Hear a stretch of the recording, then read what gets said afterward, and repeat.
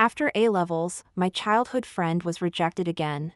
When he confessed his love to the scholarship student, everyone around gasped in shock. But instead of getting angry, he seemed relaxed and said, "Well, I was planning to study abroad with Lucia anyway. Perfect timing to get serious about life." Everyone suddenly understood and congratulated me on getting what I'd always wanted. After all, I'd been following him around like a simp since childhood. I should be crying tears of joy at this promise. I was indeed close to tears, but not for that reason. Just moments ago, his worst enemy had sent me a message. "You got drunk last night and took advantage of me in every way possible. Now you're talking about going abroad with him? Are you kidding me? Perhaps I should pay your parents a visit to discuss this matter of leading me on and then abandoning me." I'd almost forgotten this guy was such a traditionalist. Ding! This novel reminds you to click the subscribe button in the bottom right corner to read the complete novel. My mom has a saying that's quite popular among the high society ladies. Good men aren't available on the market, you need to catch them young. She and my dad were childhood sweethearts. She spotted his handsome looks and ambition early on, and persistently pursued him until she got him. Eventually, my dad became a first-generation entrepreneur, his career soaring to new heights, giving my mom a wedding of the century. Their assets, both movable and immovable, are countless. My mom, touching the dazzling pink diamond on her finger, warned me, "I don't mind you dating young, but if you dare choose someone less worthy than your father, I'll break your legs." I could only despair. TV shows and novels are full of childhood sweethearts. But in my life, I'm surrounded by spoiled rich kids. None of the wealthy heirs I grew up with are mentally sound. Not a single decent one among them. But then I had a brilliant idea. To infiltrate their circle and filter them out in reverse. I chose the worst among these childhood friends, Kevin Brown. I followed him around like a little puppy. From primary school through high school. Whatever he said, I'd agree. I was the perfect good girl. Everyone thought I was planning to make him my future husband. Kevin always looked annoyed yet slightly pleased. "Lucia, you're too well behaved." Not my type. I would nod each time, pretending to be hurt and backing away alone. Then those mates who secretly mocked me as a simp would send messages to comfort me. Why would a nice girl like you hang on to just one tree? If Kevin wasn't a good person, how could those who hung around with him be any better? My plan was to use him as the center point and his little group as the radius, voiding anyone who got along with them. Conversely, anyone Kevin disliked became a potential candidate. Fortunately, Kevin met his most hated rival in 17 years. Damon Shelton. Top of the school, looks like he stepped out of a painting, ordinary background. But swimming in scholarship money from various competitions. What bothered Kevin most was Damon's childhood friendship with Jenny Bell, a student from a poor family. Jenny had an innocent look, worked hard, and barely gave Kevin the time of day. She was like a breath of fresh air in his eyes. So he began pursuing Jenny quite openly. Not only did he ignore my feelings, but he even joked that I should go after Damon.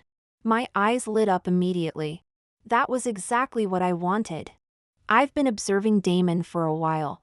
He's 6 feet 1 inch, lean, and when his shirt lifts during PE class playing basketball, you can see his six-pack abs.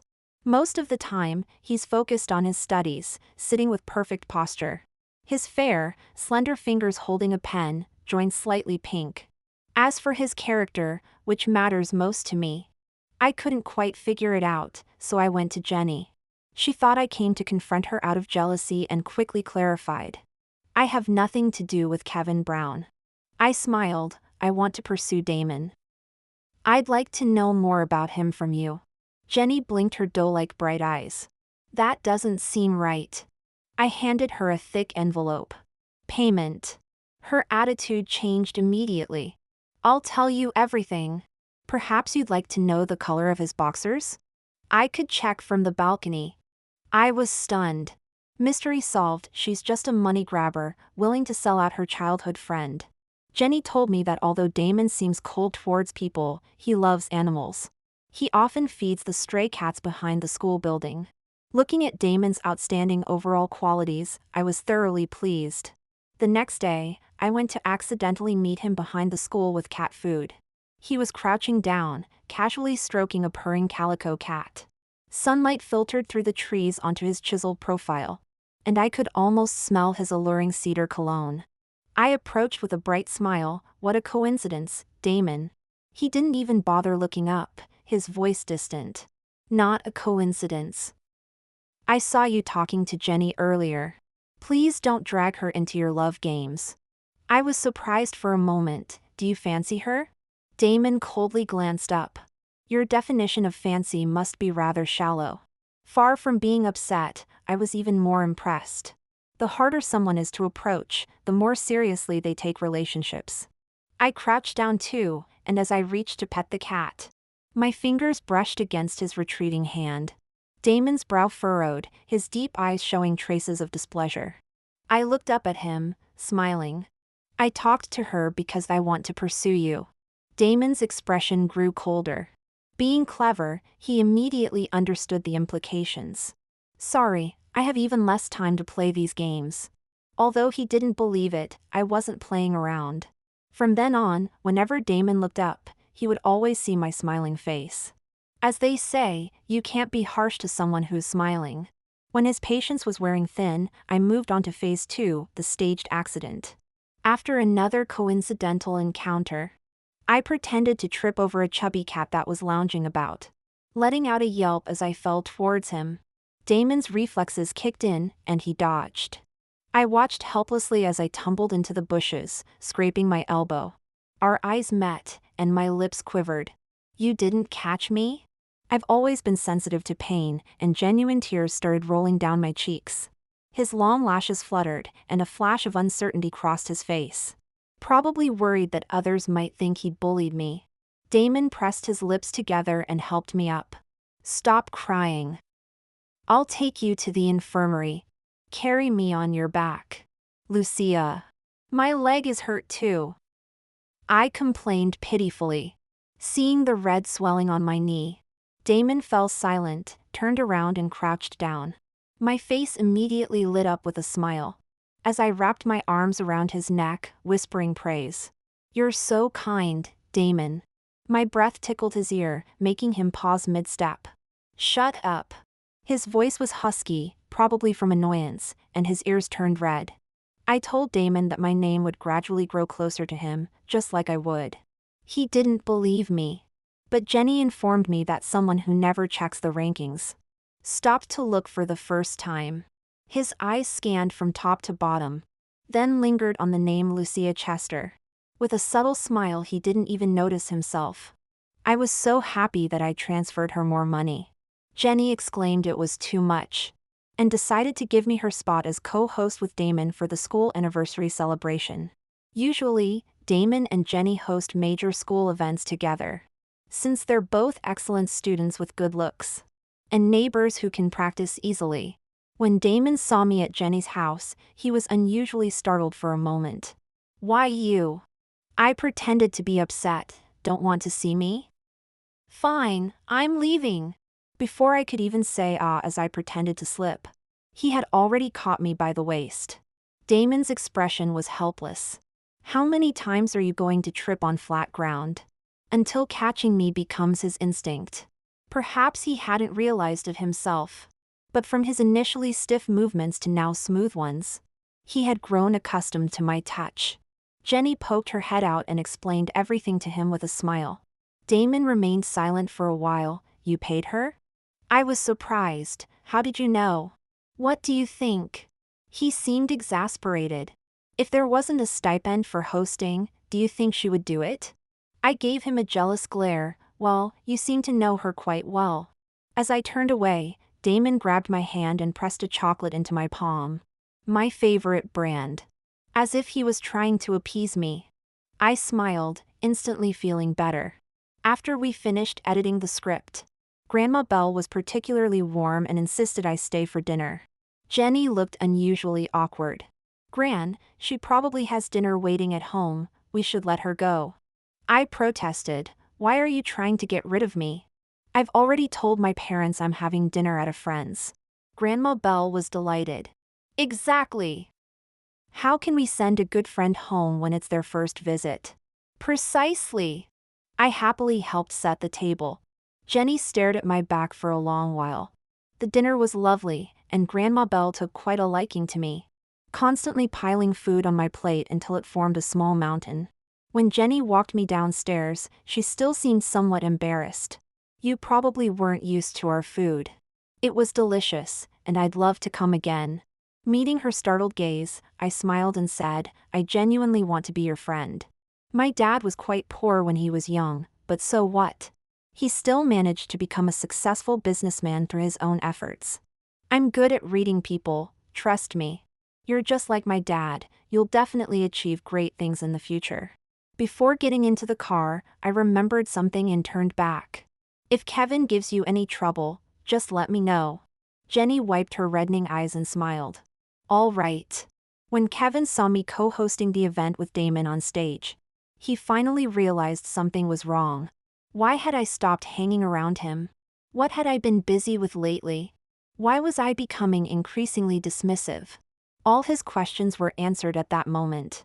Throughout the entire event, his intense gaze nearly burned through me. After the event, just as I was about to remove my makeup, Kevin dragged me into a corner. Lucia, what's going on between you and Damon Shelton? I felt my anger rising but managed to hold back. Kevin's family was planning to send him abroad for university after A-levels. If I provoked him now, who knows what drama he might cause. And I'd be the one dealing with his obsessive behavior. So I decided to keep him calm for now. Looking up, I resumed my usual gentle demeanor. You're the one who told me to pursue Damon, don't you remember? A slight noise came from the doorway, the wind had pushed the door slightly ajar. When did I ever tell you to dash? He stopped, remembering. His rage was forcibly suppressed, leaving him unable to express or contain it. Through gritted teeth, he said, Well, aren't you just so obedient? Indeed. Unable to take back his words, he could only storm out, slamming the door behind him. After that, he pursued Jenny even more dramatically.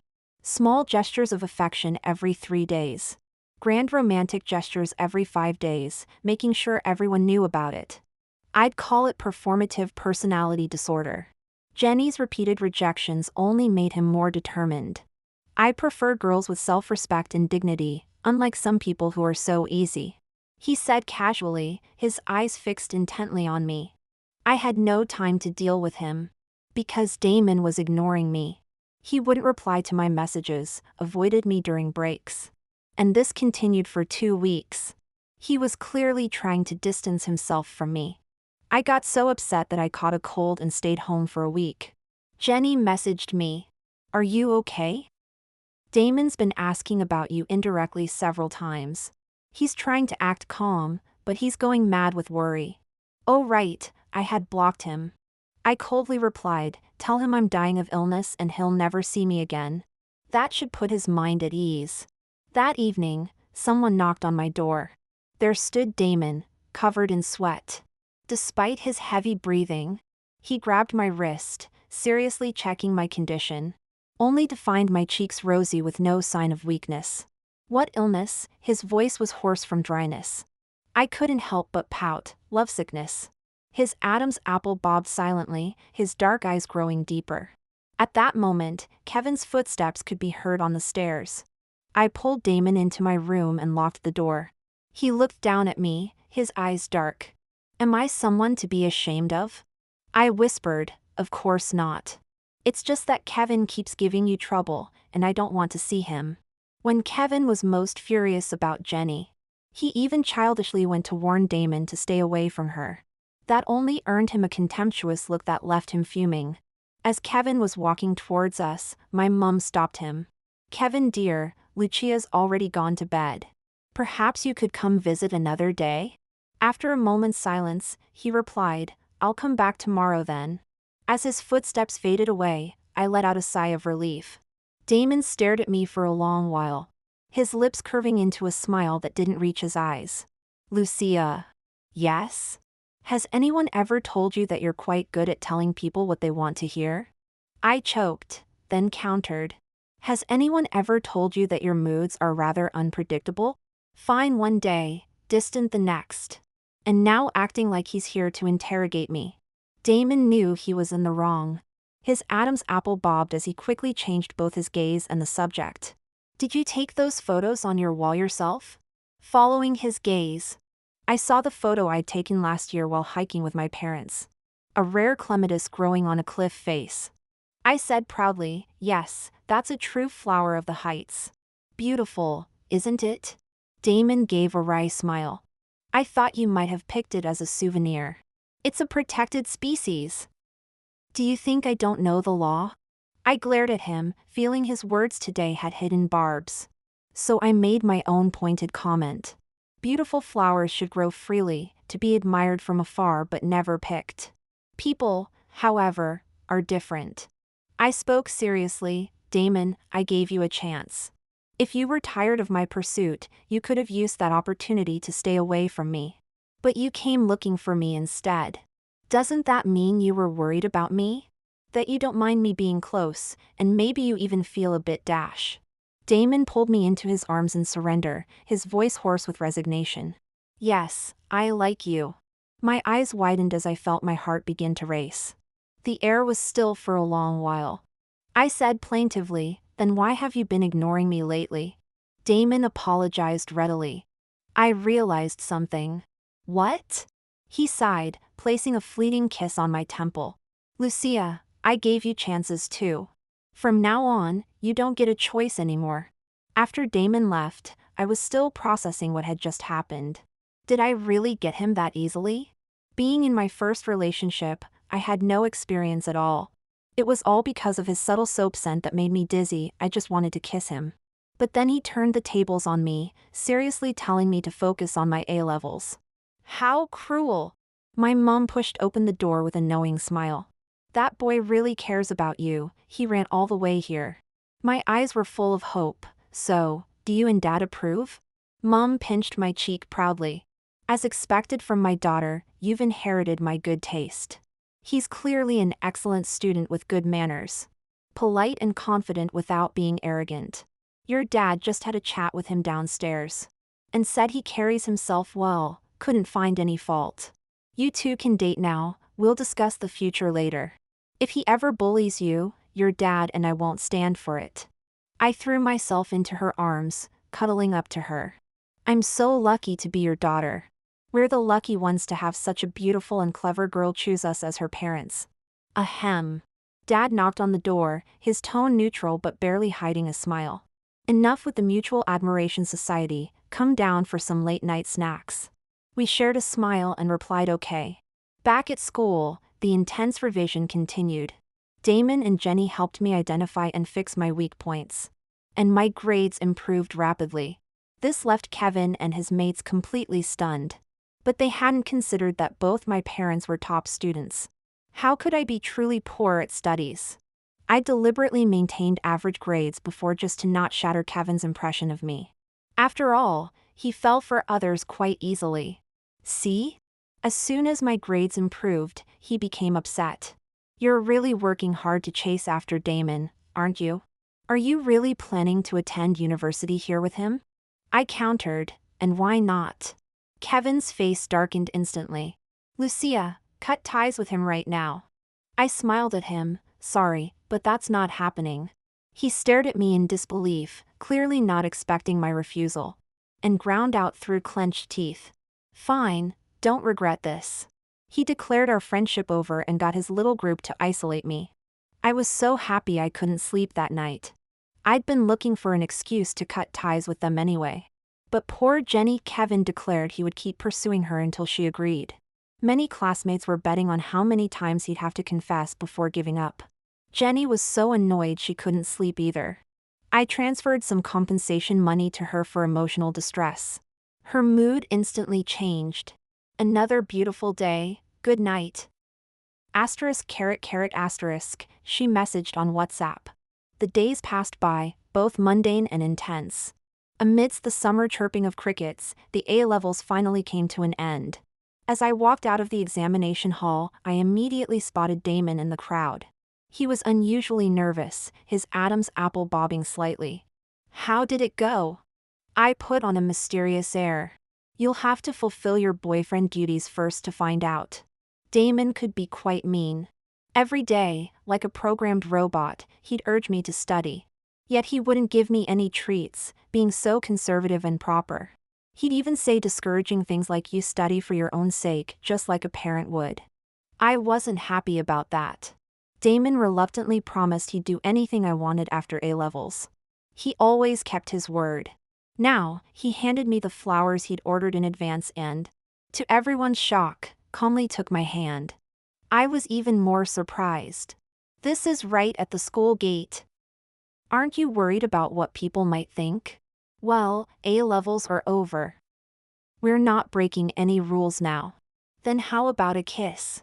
Damon actually bent down to comply, and I panicked, quickly covering his mouth.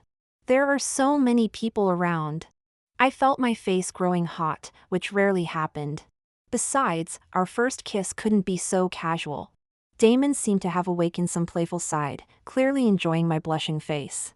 He suggested with mock seriousness, "Shall we find somewhere private then?" Great idea!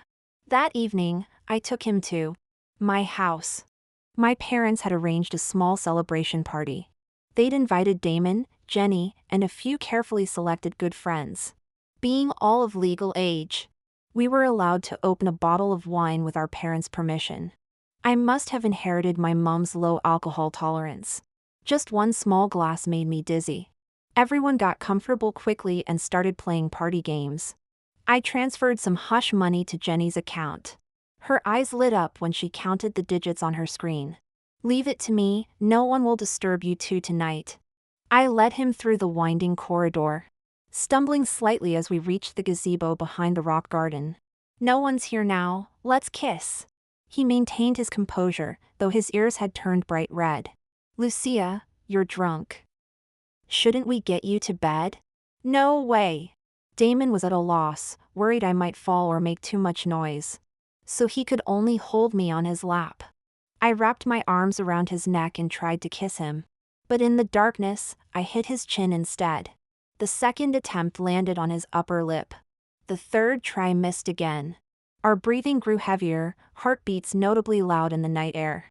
Then, a warm palm cradled the back of my head, and I caught the sweet scent of his soap. In my hazy state, my hands expertly found their way to his abs. I couldn't help but marvel at how good they felt. The last thing I remember was his slightly flustered and embarrassed "Stop that." The next day, we had a class reunion. Several classes booked the same restaurant.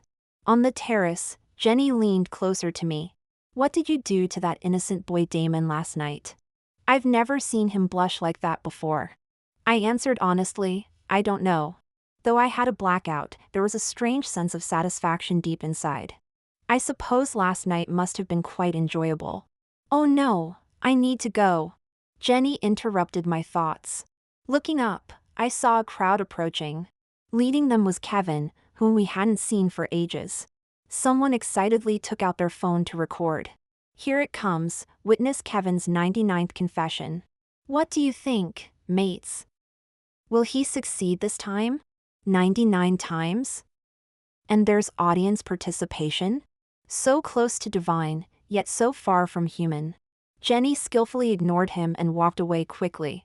Kevin mechanically blocked her path and said without sincerity, "Hey, will you be with me?"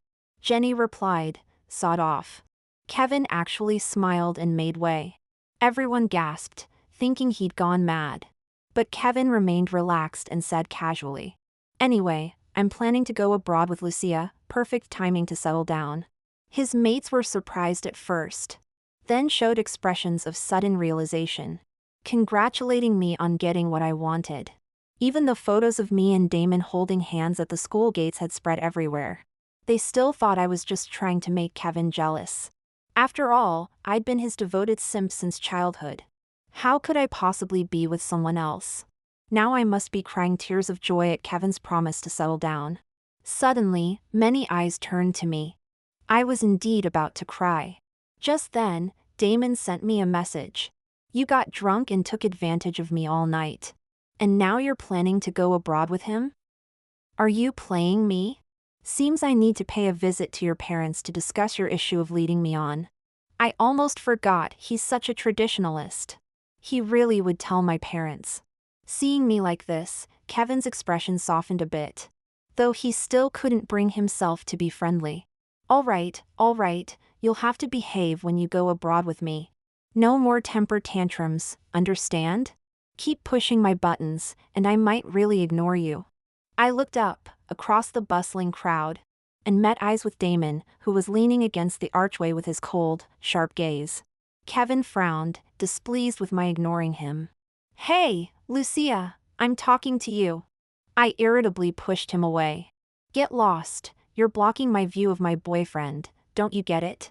Amidst the collective gasps, Kevin stared at me dumbfounded as I walked towards Damon. Boyfriend? He muttered. I ignored him, but he shouted desperately from behind. Does he know you only got close to him to help me chase Jenny? Damon's expression didn't change one bit. He even raised his lips challengingly, as if saying, so what? I turned around expressionlessly.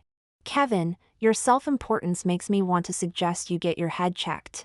Has it occurred to you that I might like him precisely because he's nothing like you? He froze, something dawning on him, his face turning ghostly pale. He stood there speechless, watching as I left with Damon.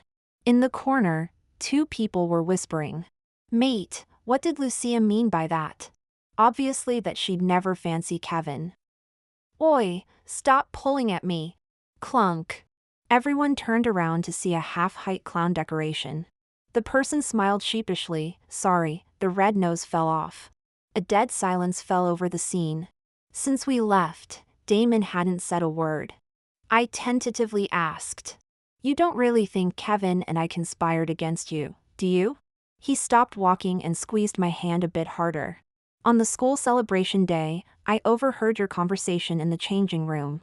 You said he asked you to pursue me. I carefully recalled that moment. So that's why you've been angry and ignoring me? His silence confirmed it. I sighed and explained honestly. I just made that up to get him off my back before A-levels. As you've seen, he doesn't understand plain English. The more I reject him, the more persistent he becomes. Better safe than sorry. Now that A-levels are over, there's no need to worry about him anymore. Damon's dark eyes fixed on me. So you're not planning to go abroad with him? Of course not. Worried he wouldn't believe me. I pulled out my phone to show him my WhatsApp chats. Look, I've even blocked him. Feel free to check. Damon took the phone, but his expression darkened as he scrolled. Oliver Carter, male, likes films. Nathaniel Clark, male, likes gaming. Walt Foster, male, likes physics. Sophia Grant, female, likes law. Jenny Bell, female, likes money. I was sweating nervously. They're just friends wishing me luck for A-levels. These were valuable connections I'd made while dealing with Kevin's social circle. I'd always make an effort to understand those who didn't get along with his clique. Help those struggling financially. Support those facing bullying. Counsel those with emotional issues. Gradually, I'd built up a network of lasting friendships. Predictably, they would all shine in their respective fields with promising futures. Damon scoffed, so what's my contact name in your phone? Nervously, I scrolled to the pinned contact, my perfect match heartthrob. His frown began to ease, and his lips curved into a smile, but it froze instantly. A new message popped up. Lucia, thinking about dating anyone at uni? Humph, quite popular, aren't you? Damon locked my phone with a stern face. I gently swayed his hand. Are you angry? It's perfectly normal for people to like you. I'm not angry. Where are we going now? I noticed he'd called a taxi. Damon intertwined our fingers firmly. Time to make it official. First to your place, then to mine. I deserve a proper title as your boyfriend now. What on earth did I do last night? After I posted some photos on Instagram of me with Damon and other friends. They finally understood. I had only been using Kevin as a filter. All my friends were people he had conflicts with. While I was planning my graduation trip, Kevin suddenly burst into my house with reddened eyes.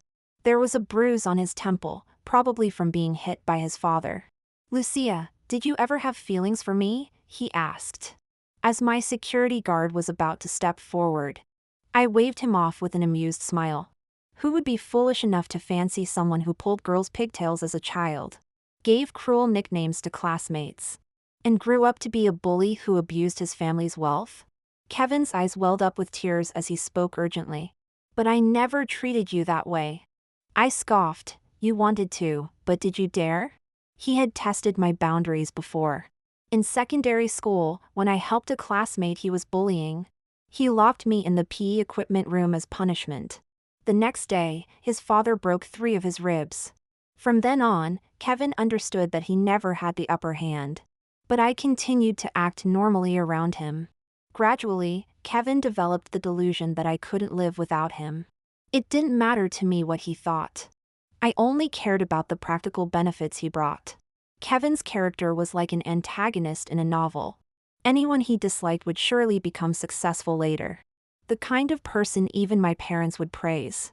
It was quite delightful, really. Kevin couldn't detect any insincerity in my expression. He finally lowered his head, seeming too distressed to even stand straight. I'm sorry, but I truly love you. I never thought we'd part ways. His once arrogant face now showed only humble pleading. Give me another chance.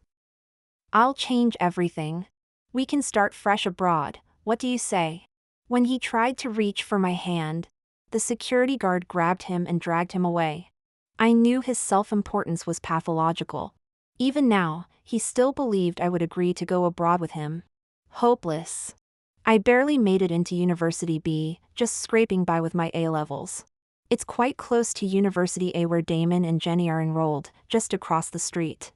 I heard Kevin didn't want to study abroad, but his father forced him to and even took away his passport. Without my connection, his father found fault with everything about his disappointing son. It seemed he had plans to leave Kevin abroad permanently and start fresh with a new heir. Poor bloke. Though I'm not doing much better myself. University isn't as easy as the teachers made it sound. Not only am I swamped with coursework, but I also have to intern in different departments at the company during my free time. After all, I'm the sole heir to this massive family business. I'm practically spinning like a top. After work, a good-looking male colleague stopped me. Lucia, do you have any plans after work? He asked, standing nervously before me with slightly flushed cheeks. I smoothly replied, my boyfriend's picking me up for dinner. Most people would take the hint and leave. But he followed me into the lift. Is your boyfriend from University B too? He smiled shyly. You're so brilliant, I'd like to see what kind of chap is worthy of you. Ding! The lift doors opened, and there stood Damon. His simple black shirt and trousers accentuated his tall, striking figure. His tired, furrowed brow from working non-stop instantly relaxed when he saw me. He caught me in his arms with practiced ease. My colleague, who had been keen to meet my boyfriend, suddenly made a hasty excuse and fled. Damon looked down at me. How many have tried to steal you away now? From first year to final year, I'd lost count. I shrugged it off. Have I ever given them a chance? Don't worry, I'm sticking with you, my proper gentleman, for life. Indeed, Damon lived up to his reputation. He valued his virtue above all else. Even when things got heated, he'd endure it and take cold showers. He'd even lock the door, afraid I might try something. Enjoying the evening breeze, I dozed off contentedly on his back. In my drowsy state, a thought suddenly struck me. Damon, maybe you should see a doctor? I promise I won't laugh at you. He paused mid-step, then let out a laugh that seemed to come from deep in his chest. Lucia. I've secured series of funding. I forced my eyes open and rewarded him with several quick kisses on his face. Wow, that's brilliant. Damon had started a company focused on AI large model development with like-minded university mates. They'd grown rapidly, achieving this success in just 1 year. But don't change the subject, I'm concerned about your health. He hummed in agreement, I'll see a doctor. Good. I drifted off to sleep, satisfied. Wake up, Miss Chester. The curtains were swiftly drawn open. Hearing the familiar voice, I struggled to open my eyes. Jenny? Weren't you on exchange abroad? Why are you suddenly back? Her skin was slightly tanned, but she looked more confident and composed than ever. The food abroad was terrible. I missed our shopping trips and lunch dates too much. That was quite convincing. She pulled me out of bed and had arranged for a professional stylist to come and get me ready. Looking at my reflection in the mirror, every hair perfectly in place, I quickly became alert. A vague feeling of anticipation crept into my mind, until Jenny led me to the dreamily romantic beachside. At sunset, the pink and orange twilight intertwined, creating an almost surreal beauty. The sea breeze gentle, Damon walked slowly towards me. He knelt on one knee. "Lucia Chester, are you ready to spend the rest of your life with me?" In the ring box lay an engagement diamond ring he had personally designed. A L shape, unique to me. Damon thought he had hidden it so well. I knew all along. Just as I had always known he would be my lifelong partner. My choice had never been wrong. Was I ready to spend the rest of my life with him? Of course. I answered without hesitation. We embraced under the setting sun. Both sets of parents looked on with joy, while friends and family cheered and offered their blessings. There couldn't be a more perfect moment than this. He finally came around. The old-fashioned man had an awakening and voluntarily moved into my room. I wrapped myself around him like an octopus. "Mr. Shelton, do you understand what it means to walk into the lion's den? Do you think I'll let you off tonight?" He closed his eyes, curved his lips, and lifted his chin slightly. "Go ahead."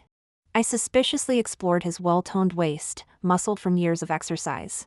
Damon's Adam's apple bobbed, veins visible on his arms. Something was off. Despite being so worked up, he hadn't stopped me once this time. I swallowed hard, feeling inexplicably nervous. After all, I was just putting on a show. Just then, Jenny sent photos from the proposal ceremony. I sat up in bed, trying to look serious. "I need to pick some photos for Facebook." "You should rest first." Damon was different today in every way. I had a feeling I should run before things got serious. But he pulled me back, gleefully repeating my earlier words. "Do you think I'll let you off tonight?" The pool's reflection created rippling patterns on the ceiling. I couldn't tell if it was the light swaying or my vision swimming. And he had the nerve to chuckle huskily. "Always calling me old-fashioned, yet now you're the one being so quiet." Exhausted and tired, I nearly cried. "Damon, I want to sleep." He kissed my sweat-dampened forehead. "No rush, it's still early." I turned to look at the dawning sky, about to lose my temper. He lifted my waist gently with both hands. "Weren't you the one who told me to see a doctor?" I shook my head. "Never mind that, you're perfectly healthy." Damon guided my hand across his burning skin.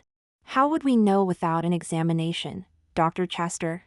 "Me, huh? Now he's doing roleplay? Who corrupted my once proper boyfriend? Oh right, he's my husband now." Life after marriage continued to flow peacefully. For our honeymoon, we returned to our high school. After A-levels, I had wanted to bring home the chubby tabby cat. But too many people were feeding it, and I wasn't quick enough to claim it. Revisiting our old haunts, I playfully confronted him. "Mr. Shelton, was something troubling you when you didn't catch me that day?"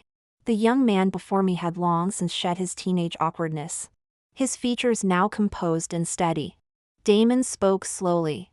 "I was thinking at the time, knowing your intentions weren't pure.